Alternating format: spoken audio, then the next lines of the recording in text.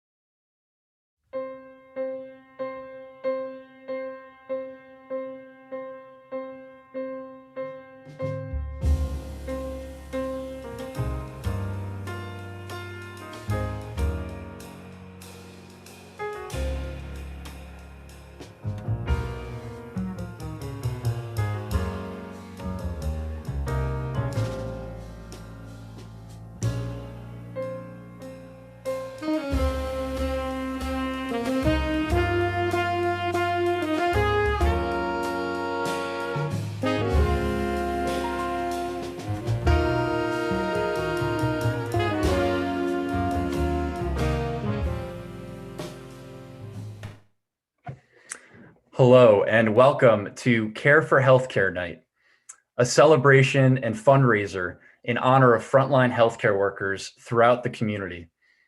My name is Craig Packnick, and I will be your MC tonight. I'm the Director of Youth Ministries at Round Hill Community Church in Greenwich, Connecticut. And in recent months, our high schoolers and middle schoolers have been up to something really, really cool. They've actually joined forces with Service Club Care for Healthcare at Greenwich High School to create care packages for frontline healthcare workers. Absolutely amazing. Since completing this project, you'd think they would be done, but here we are tonight celebrating and raising money for those amazing people serving on the front lines. And we're so proud to share that with you now. So, as I said before, this is a night of celebration. We celebrate those from Greenwich EMS and other frontline healthcare workers who are risking their lives to help those in need.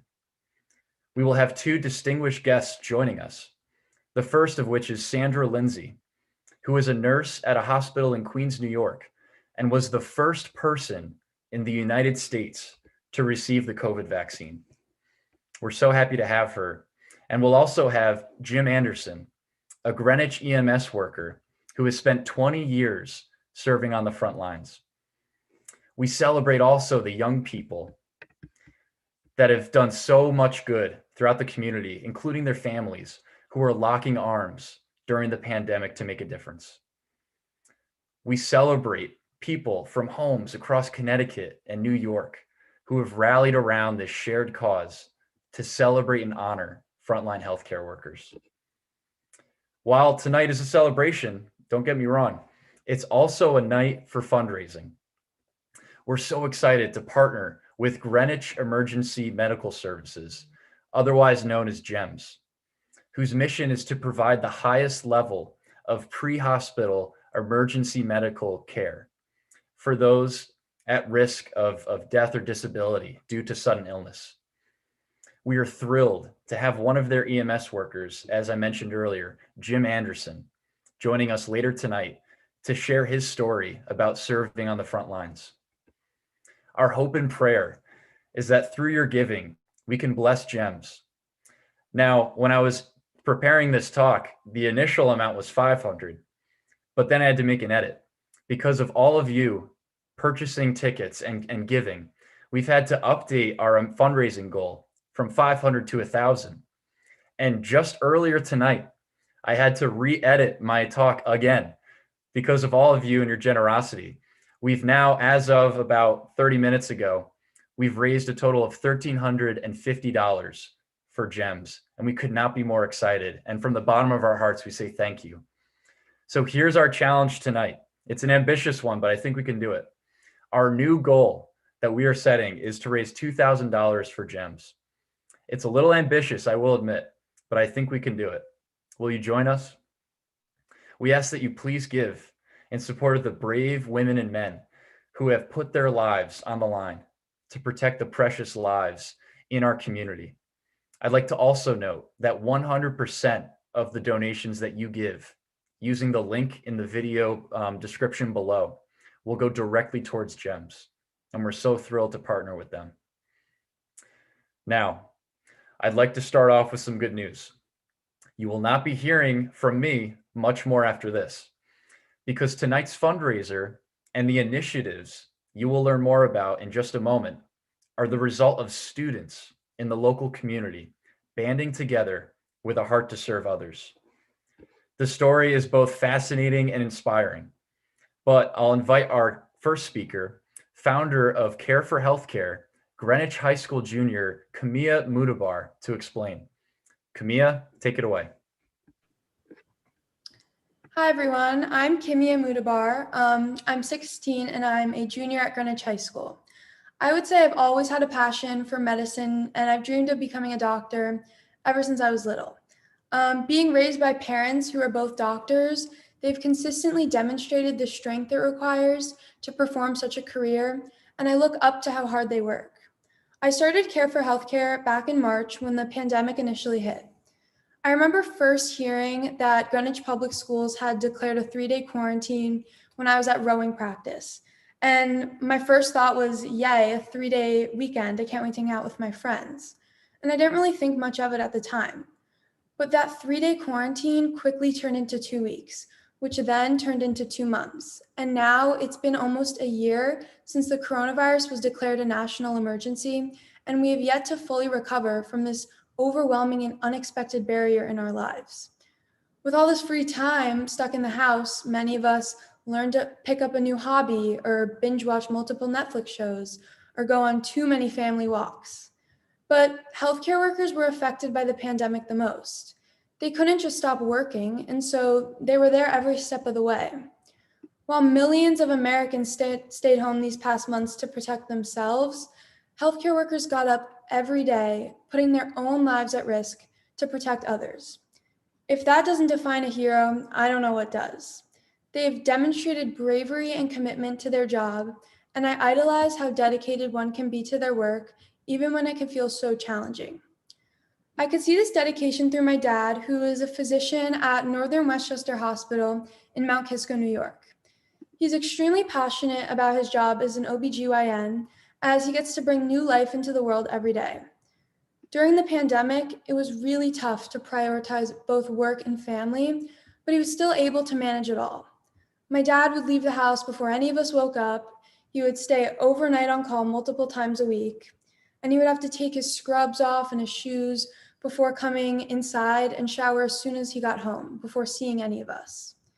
After wearing an N95 mask for only 3 hours, I can now personally begin to understand how difficult it is to wear a mask for such a long time, but I still cannot bear to face how hard it must be to wear multiple masks and face shields while in contact with patients.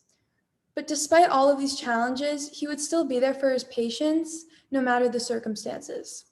It's so easy to quit on something or to lose hope, but healthcare workers have reminded us that you must be optimistic in times of struggle or else we will make no progress. There are certain things outside of our control, and we can't let these obstacles cloud our mind with negative thoughts and weigh us down.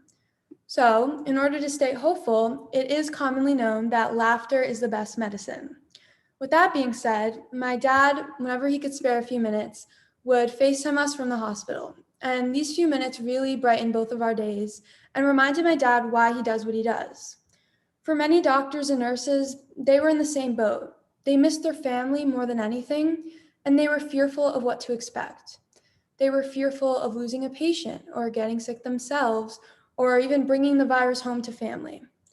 At this moment, I realized my opportunity to create Care for Healthcare. As a community, we owe it to healthcare workers to support them for fighting on the front lines. And it shouldn't take a pandemic to come to this realization. Over 2,900 healthcare workers have died from the coronavirus, and it would be devastating not to honor their sacrifices. When I first started Care for Healthcare in my own home, I had the idea to create a few care packages for the staff at my dad's hospital. I ordered some items off of Amazon, and I made it a goal to have 30 packages completed by the end of May. I designed these to contain essentials that would, get healthcare workers through their shifts and remind them of how grateful we are. With the help of my dad, they were all delivered to doctors and nurses at Northern Westchester Hospital, and the reactions I received were heartwarming. It was truly amazing to know that I was brightening someone's day and that even the smallest of gestures could really go a long way. A few months later, I partnered with Round Hill Community Church to expand the project. 30 care packages was definitely a great initial goal, but with the help of the youth group members and several students from Greenwich High School, we were able to create 100 care bags. As of last Monday, we've successfully delivered all of the care bags to Greenwich, Stamford, and Northern Westchester Hospital. Healthcare workers were extremely grateful to receive the care bags and were thrilled to see that the community is still there for them. They received a lot of support during the beginning of the pandemic. However, doctors and nurses were starting to feel neglected as time went on. Through the care bags, we wanted to remind all frontline workers that we will never stop supporting them and that we will forever appreciate their care. Doing this a second time with more people involved really made a difference. Even though we were a small group, we were able to connect in such a chaotic time. And even though I wasn't able to formally meet everyone in person, the ability to get to know each other and work together over Zoom was still great. With a group of hardworking and motivated individuals, we were able to accomplish our big goals. I would like to thank all of the Care for Healthcare members for taking on such demanding roles and attending and participating in all of the weekly meetings. Because if it wasn't for all of you, we wouldn't be here right now. So thank you to Craig Packnick, Gigi Barter, Naomi Lucero, Sophie Lamine, Alice Grovberg, Izzy Blackburn, Anthony Moskides, and all of the other students who helped out with the project. And yeah, 100 care bags was an amazing start, but we really wanted to find ways to help healthcare workers. This is when the idea of a fundraiser came to mind, and everyone was so excited to start planning the event. I would like to thank Craig especially for organizing and dedicating personal time to create and execute such an amazing idea. And I'm so proud of how everything has turned out, and it definitely does take a village. But with that being said, our job is far from done. I encourage everyone in the community to take some time out of their day to say thank you to frontline workers for what they do. Even if the pandemic ends, we must not forget their commitment. And to all frontline workers, your work does not go unnoticed. Thank you for putting us first and for protecting us through the thick and thin. You have redefined what it means to be a hero, and I deeply admire your courage. Keep fighting. Now I would like to introduce Ryan Marsh, who is a senior at Greenwich High School. He wrote an amazing song dedicated to healthcare workers, not to mention in less than 24 hours. Take it away, Ryan.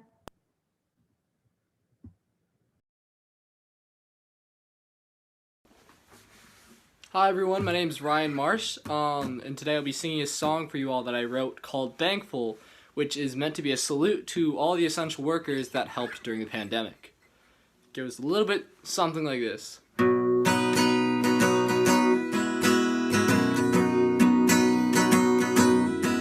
Well, the world was at its worst. Can you guess who came there first? You came to our aid, went out and were brave. You never let us slip away. And when the sky was very gray, you brought sunlight to our days. And I'm trying to find a way so that I can finally say that I'm thankful for you, that we're grateful for you.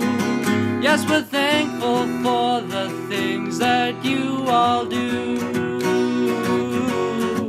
Yes, we're thankful for you. Oh, we're thankful for you. Yes, we're thankful for the things that you all do. Working day and night, keeping up the fight. You gave us your all and still you stood tall, giving us hope when we felt so hopeless. When the sky was very gray, you brought sunlight to our days. Now I'm trying to find a way so that I can finally say that we're thankful for you, that we're thankful for you, that we're thankful, yes, we're thankful for you. Yes, we're thankful for you. Oh, we're grateful for you. Yes, we're thankful, oh, we're thankful for all that you do, for all that you do, for all that you do.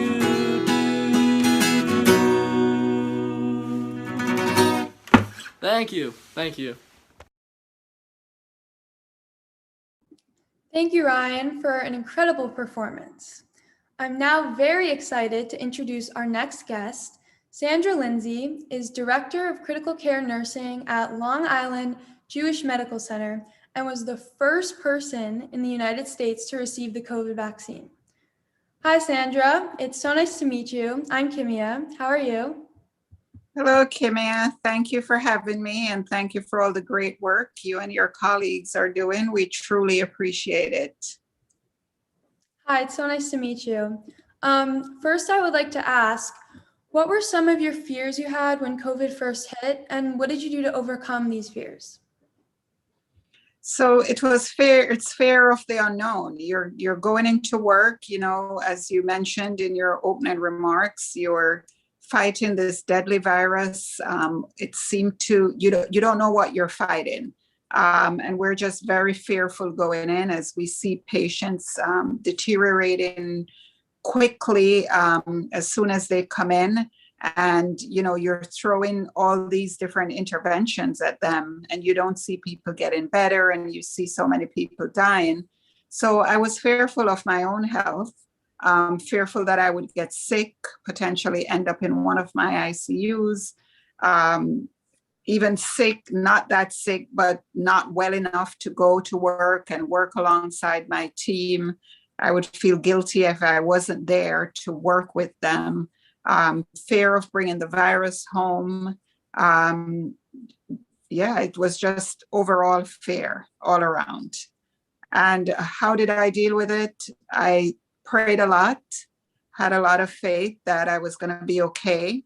I made sure I wore my personal protective equipment, didn't slack off on that. So just protecting myself and praying every day. That's amazing. Thank you.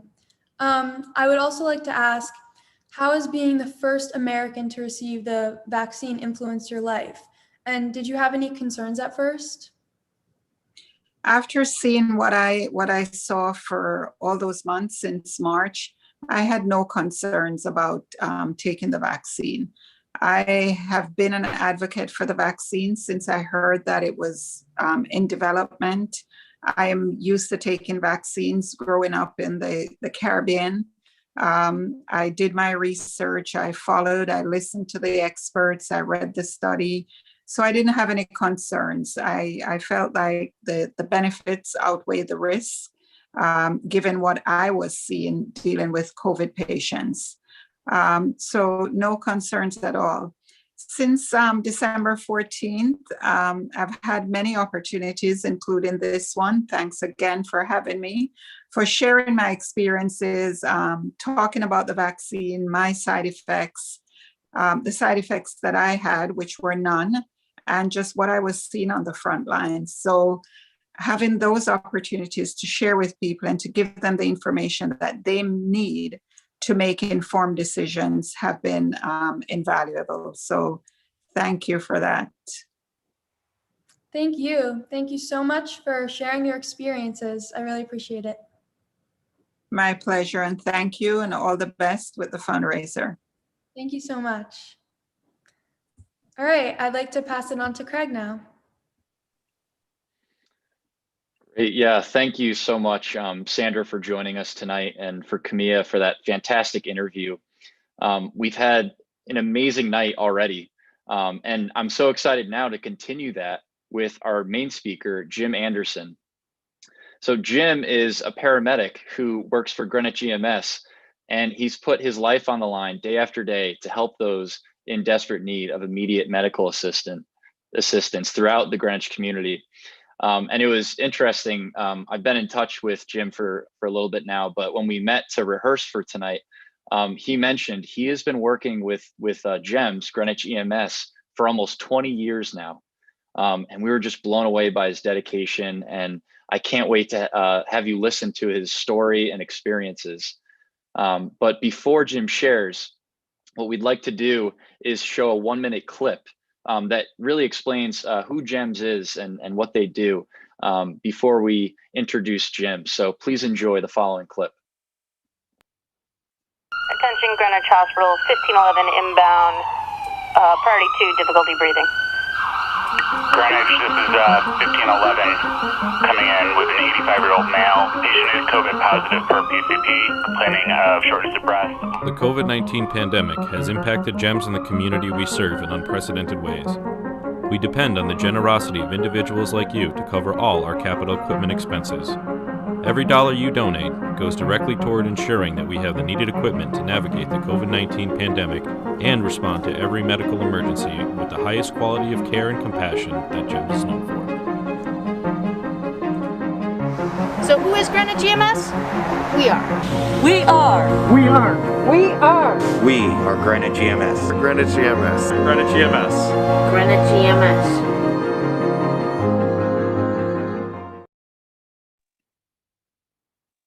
Well, thank you for that. And without further ado, Jim, the floor is yours. Thank you again for being here, and take it away. Thanks so much, Craig. And thank you, Kimia and the Round Hill Community Church, for putting this together. This was a great opportunity for me to look back over the last year and what that's meant to me professionally and personally. And I wanted to be able to share some thoughts with you. As Craig introduced me, I'm Jim Anderson. I'm a paramedic with Greenwich EMS, and that 20-year service mark will occur in about 2 weeks. Prior to emergency medicine, I spent many years in finance before answering a call to serve as the interim youth director at St. Luke's Episcopal Church in Darien. I'd also started to volunteer with Darien EMS Post 53 as an extension of the youth work I was doing with the church. Post 53 is one of the only EMS organizations run entirely by high school students. I quickly found myself addicted to the action and was volunteering 40 to 60 hours a week.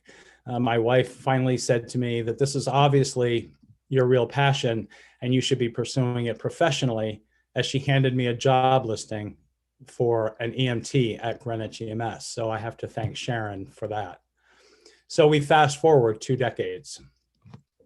Last January, at the beginning of 2020, my wife had an opportunity to travel to Texas to work on a special project with her company. It would keep her busy and in Texas until mid-May. The coronavirus was nothing but a passing news story. At GEMS, we'd been through this before, putting down on paper scenarios for the remote possibility of an actual widespread outbreak. SARS, Ebola, it was good practice and a reminder of the risks that our jobs sometimes entail. However, talking about it is vastly different than doing it. As the number of cases steadily grew and the New York metro area was becoming one of the biggest hotspots, reality struck. We were altering the way we practiced medicine. Treatments and interventions we would routinely perform were now off limits.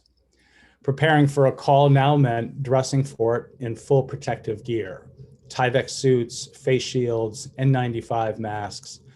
We've always taken care of our patients, but now we had to prioritize our own safety as well. Not only was this sometimes physically exhausting, but it took an emotional toll as well. So at the end of a day, I would come home, clean my gear, FaceTime with my wife, who was safe in Texas. But in March, the hammer started really coming down, and my wife wanted to be home. She was already working remotely because her campus was closed, but she was all by herself. I missed her terribly, but I was conflicted. We still didn't have a very clear understanding of how robust this virus was on hard surfaces or clothing, for example. So to have her here was what I needed, but it was potentially putting her at greater risk. When she came home, we sat down and I told her about how scared I was. Again, not for me, but for her and the guilt that I would feel if she got sick. I even proposed that she head out of state to my brother's hometown, where there would be very little chance of any exposure. Naive me. But at the end, I realized that I was simply being selfish. If we're going to get through this, we would do it together. The takeaway for me was that our support, our relationships, our marriage were what were going to allow us to get up the next day and do it again. One of the biggest changes that we saw in medicine was a significant paradigm shift in how healthcare was being delivered. Because of potential hospital overloads, the initial fear people had of venturing to hospitals and clinics, telemedicine, while not new, became a major tool for providers and patients. Using video platforms, while not perfect, allowed patients to communicate concerns with their doctors and let doctors actually see their patients. Because of visitor restrictions and airborne risk exposures, even nurses and doctors in the ER would use cell phones to safely talk to patients in their rooms, and families could stay in touch with their family members and the staff remotely. But what does that look like in the back of an ambulance? As we would load patients into an ambulance, typically, family members would line up outside wanting a last kiss or to say a last good wish, all of them wondering if this was the last time they would see their dad, mom, brother, or spouse. This was driven home to me one particular day in late spring, early summer, around the peak of the first wave. My partner and I were called to the home of a 70-year-old male with a complaint of increased shortness of breath. The dispatcher didn't even have to add the qualifier COVID positive. We knew where this was going. On scene, our patient was in moderate distress with O2 sats in the low 80s. The patient was already on oxygen and really wasn't doing well. The family had hoped that the patient could stay home and recover.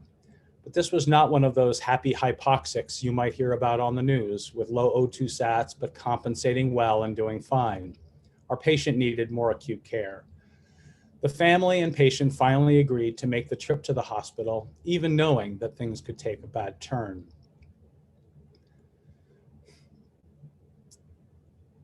Despite our safety protocols allowing us to put off some treatments because they put crews at higher risk, I knew that a nebulizer treatment would certainly at least begin to make this patient feel much more comfortable. While we were setting up, there was a knock on the back door. One of the patient's adult children asked if I would take his phone with us. She said that her brother, who lived out of town, wanted to talk to his dad. I took the phone and we started to the hospital. The phone rang and I answered, and the son asked how his dad was doing, and I was as reassuring as I could be. He asked to talk to his father. I had to put the speaker phone on as the patient was unable to hold the phone for himself. And for the next few minutes, I had the blessing and privilege to witness what was possibly the last conversation between a father and his son. Heartfelt words of love, some regrets, and some inside jokes that made them both laugh. As he signed off saying a last goodbye, he thanked me for taking care of his dad, and at the same time, the patient reached out, took my gloved hand and squeezed. A handshake meant for a beloved son, not a stranger.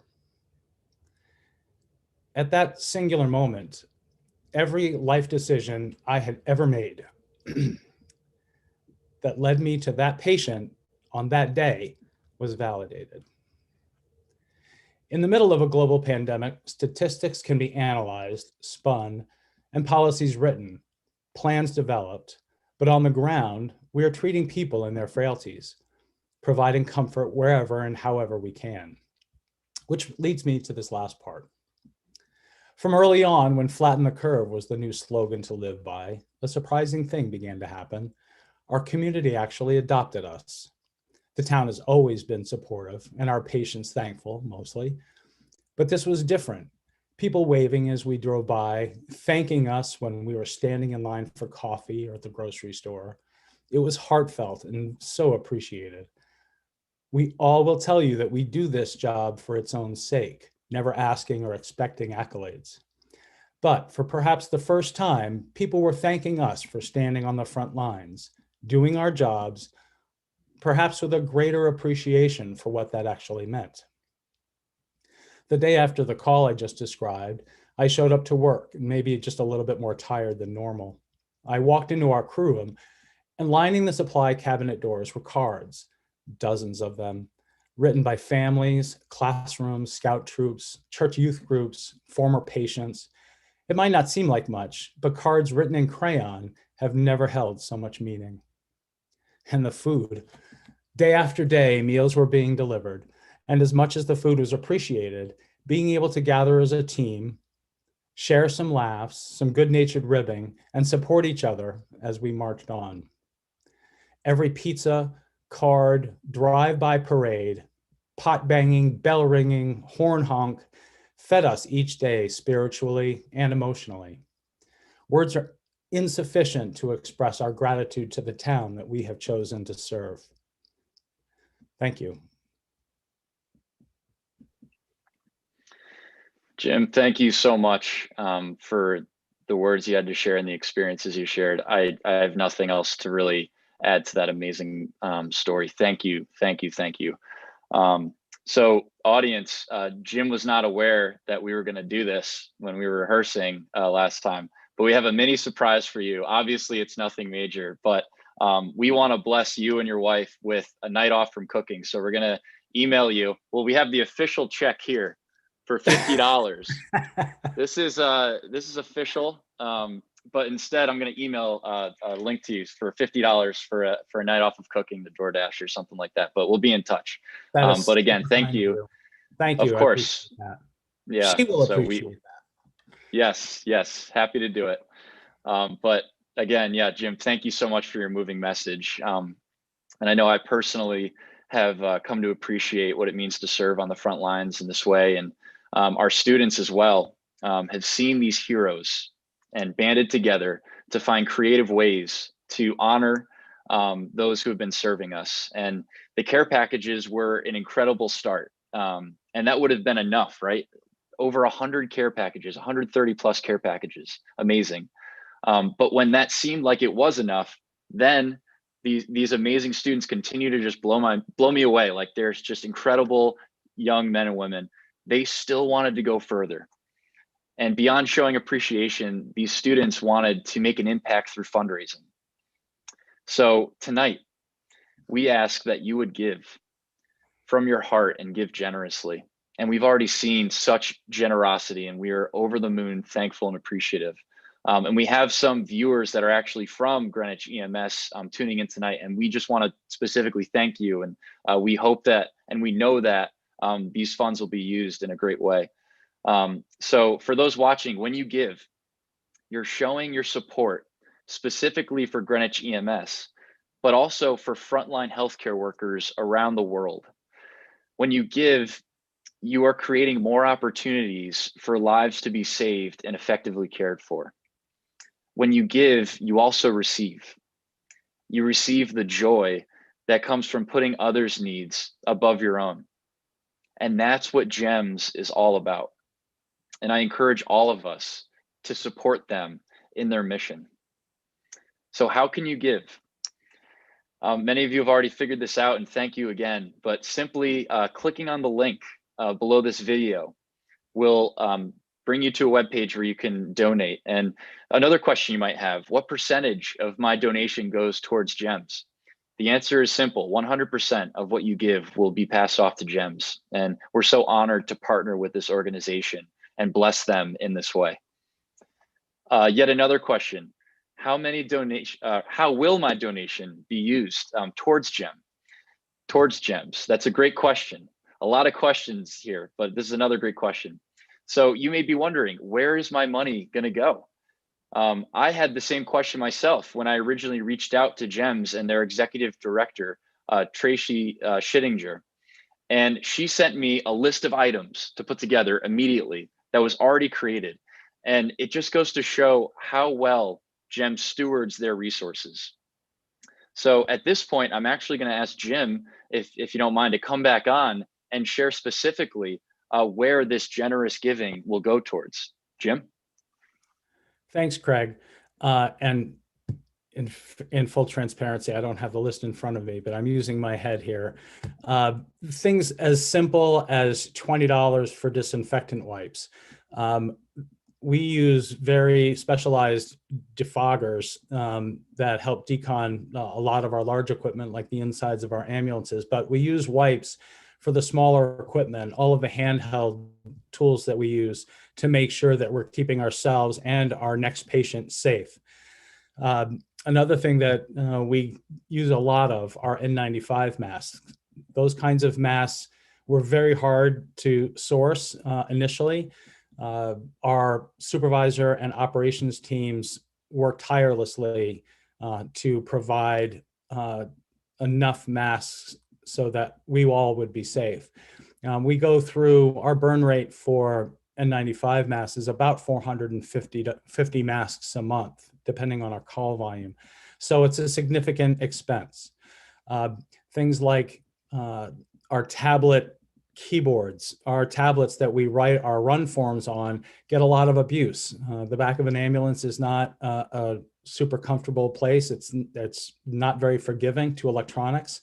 So our keyboards tend to take the brunt of it, and we're replacing those very often.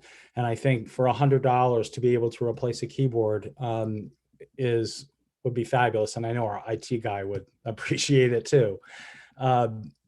More specialized equipment like our video laryngoscopes. We use these devices for very difficult airways. We have more traditional methods of intubating our patients, but they require us getting very, very close to our patients. And I'll show you, when I'm wearing one of these on my face, is very difficult to actually visualize all of the landmarks that I need in order to get that tube in the right place. So using a video laryngoscope, it's more like a video game, and I can keep myself somewhat apart from where the patient is. I've got much better view, and I am much more successful in getting that tube correctly placed and breathing for the patient. These masks themselves, they were sourced for us. I think these are $250, but we're constantly burning through these. The lenses can crack. The filters wear out, the straps start to break because we're using them. This was my best friend during the peak of the pandemic.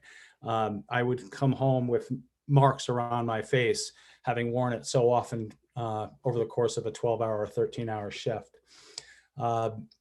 there are lots of ways that your viewers can be of help.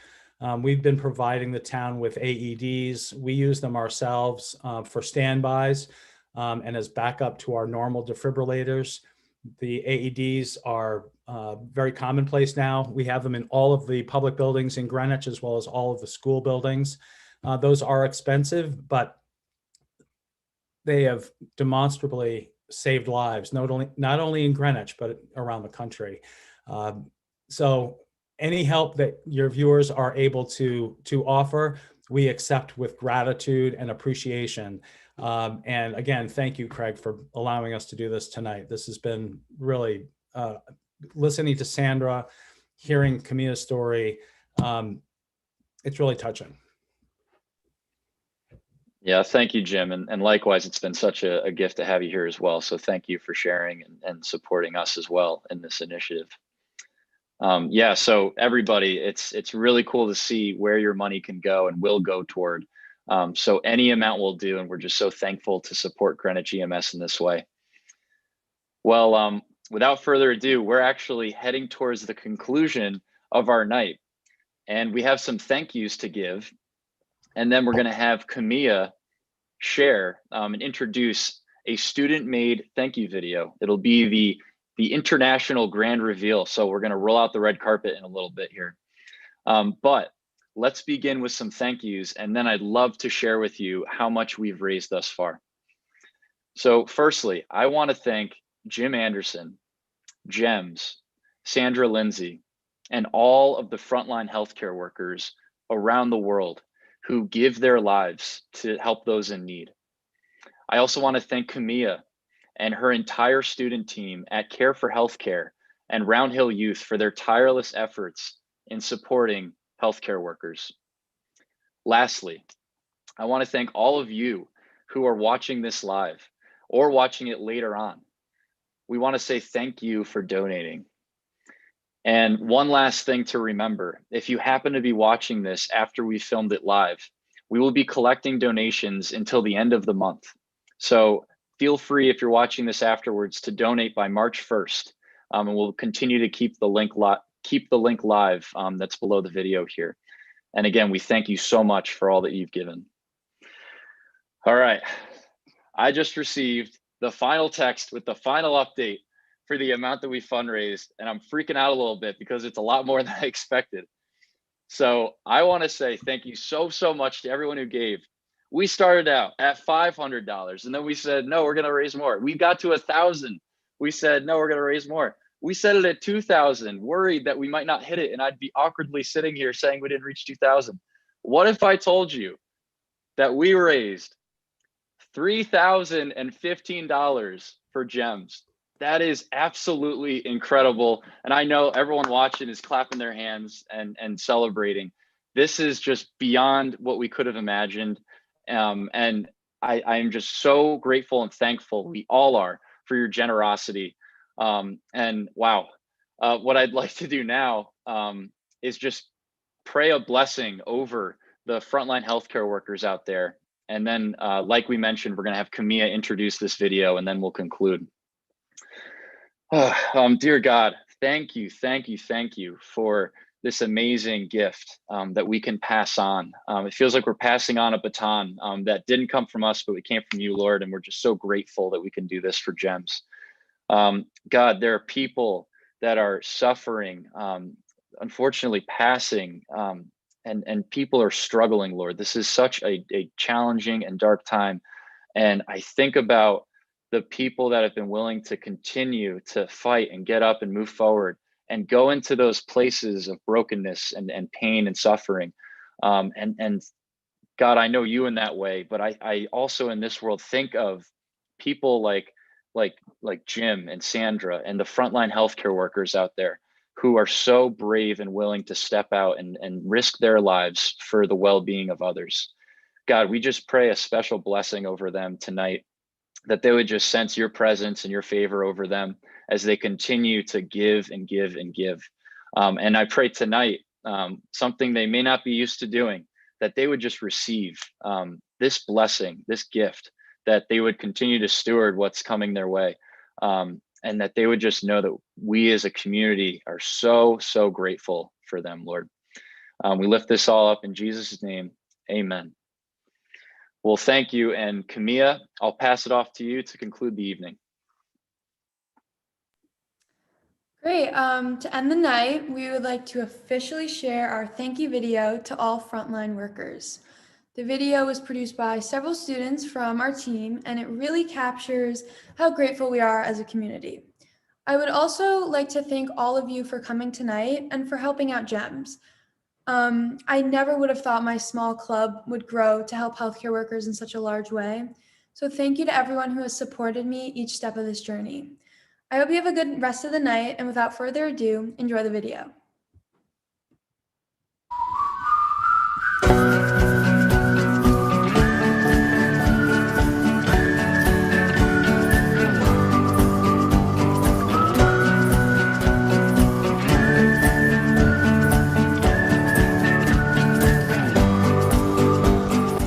Hi, my name is Kimia Mootabar, and I started Care for Healthcare back at the start of the pandemic.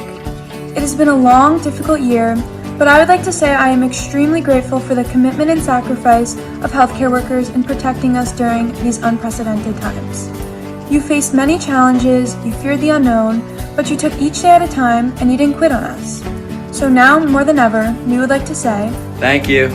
Thank you. thank you. Thank you, Thank you, healthcare workers. Thank you, healthcare workers.